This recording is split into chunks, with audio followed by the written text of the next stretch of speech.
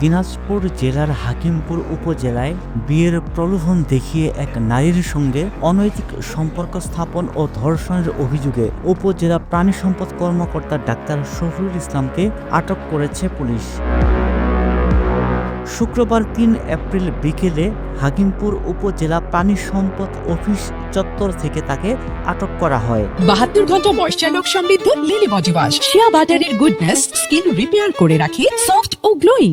হাকিমপুর থানার এসআই মাহফুজুর রহমান বলেন, ভুক্তভোগীর লিখিত অভিযোগের ভিত্তিতে নারী ও শিশু নির্যাতন দমন আইনে ধর্ষণ ও যৌন ভিডিও সংক্রান্ত অভিযোগে মামলা হয়েছে। গতকালকে একজন ভিকটিম এসে থানায় অভিযোগ করে, অভিযোগের বিষয়টি এই প্রাণী সম্পদ কর্মকর্তার বিরুদ্ধে। তখন আমি বিষয়টি, যেহেতু থানার ওসি স্যার নাই, আমি দায়িত্বে থাকার জন্য আমি বিষয়টি সাথে সাথে ওসি সার্কেল স্যার মহোদয়কে জানাই। সার্কেল স্যার উনি সাথে সাথে ঘটনা আসার পরে ঘটনা শোনে এবং উনি সব মানে সার্বক্ষণিক এখানে থাকে। তারপরে প্রসিডিওর নিয়মকানুন যা আছে সব উনি ঊর্ধ্বতন কর্তৃপক্ষের সাথে আলোচনা করে এই মামলাটি রেকর্ড করা হয়। আমি মামলা রেকর্ড করি এবং আসামিকে আমরা গ্রেপ্তার করি। আসামিকে বিজ্ঞ আদালতে প্রেরণ করা হয়েছে।